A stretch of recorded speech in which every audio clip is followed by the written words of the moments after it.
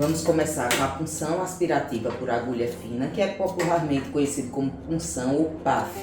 Considerando aqui a mama, nós temos normalmente essas punções, essas biópsias são feitas em lesões mamárias descobertas através dos exames de imagem. Então, a primeira coisa que vocês precisam saber, as biópsias mamárias elas podem ser feitas guiadas por exames de imagem, como a ultrassonografia, a mamografia ou a ressonância, ou não, ser feita de uma forma que chamamos de às cegas, que é quando conseguimos palpar a lesão e só pela palpação nós temos condição de fazer a biópsia.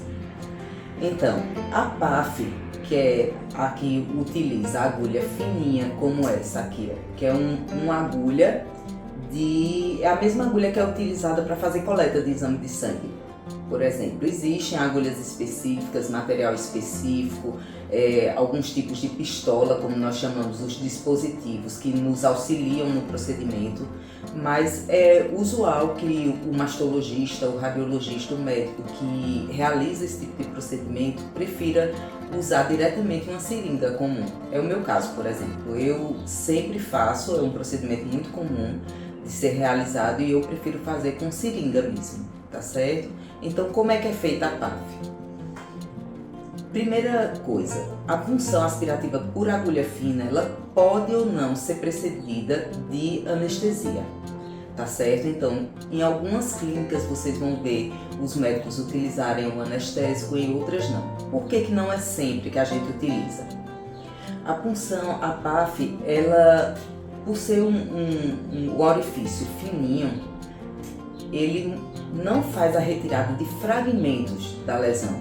O que nós fazemos é a aspiração de líquido e esse líquido que vai vir aqui nessa agulha, ele conterá células do nódulo ou da lesão mamária que nós estamos investigando naquele momento. Então, se a gente injeta anestésico, o anestésico ele é um líquido. Se nós injetamos o anestésico, pode ser que a injeção do anestésico, o líquido anestésico, seja o que vai vir aspirado na agulha. E isso reduz a chance do exame ser considerado um exame satisfatório. A PAF ela tem um índice de insatisfatório, ou seja, de material inadequado, que pode chegar a 20% em alguns estudos. Então, muitas vezes o médico prefere não fazer o anestésico para evitar a necessidade de uma recoleta. Mas enfim, digamos que a gente faria o anestésico local. A quantidade de anestésico necessário para a realização de uma PAF dificilmente é maior do que a quantidade existente numa seringa como essa, que é uma seringa de insulina que pessoas diabéticas utilizam em casa mesmo. Então, aspira o anestésico, utilizando ou não um aparelho de ultrassom, um transdutor do ultrassom, a gente faz uma anestesia no local. Como eu disse para vocês, uma quantidade como essa, 1 ml, normalmente é suficiente. E posteriormente, com uma seringa, essa aqui é uma seringa um pouco maior do que a gente costuma usar. Seringas de 20 ml são mais utilizadas para a punção de cistos, de cisto grande, tá certo? Um cisto maior, ele pode ter uma quantidade de líquido que seja necessário um compartimento, um dispositivo um pouco mais calibroso, como é esse caso. Mas para punções de nódulos sólidos, por exemplo, utilizamos seringa de calibre menor, como uma seringa de 3 ml, por exemplo, que é a da minha preferência. Então,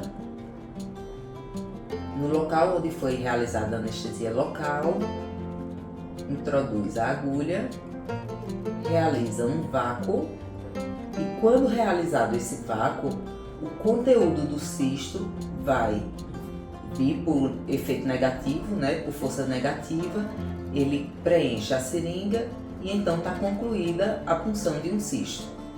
A quantidade de líquido que é aspirado depende do tamanho do cisto. E esse líquido irá ou não para a biópsia a depender do aspecto dele. Os cistos normalmente são lesões benignas, então dificilmente o conteúdo de um cisto ele vai precisar de uma análise patológica, tá? No caso do nódulo, nós precisamos fazer entrada da agulha, realizar o vácuo e fazer movimentos de vai e vem, no sentido de melhorar a quantidade de material e desse material vir representativo da lesão. Depois desfaz o vácuo e no caso do nódulo, ao contrário do cisto, todo o material ele precisa ser enviado para análise, tá? Então, dependendo da quantidade de material, ele pode ser enviado na própria seringa, pode ser conservado em alguma substância fixadora, como é o caso do álcool absoluto, que usamos com frequência nas punções, e podem também ser construídas lâminas de microscopia, tá? A gente injeta o líquido que foi aspirado e faz o esfregaço das lâminas e conserva no álcool absoluto e envia para análise do patologista. Então essa aqui é a primeira punção. Em que casos costumamos usar a punção por agulha fina? A punção por agulha fina ela é mais utilizada para aspiração de cistos, como eu disse aqui para vocês, e também para aspiração de nódulos, tá? Para coleta de material de nódulos que são de baixa suspeita para câncer, tá? Por exemplo, um nódulo de Rades 3, que a paciente vai ser submetida a algum tipo de cirurgia, uma cirurgia estética, por exemplo, uma punção por agulha fina seria suficiente para a investigação desse nódulo.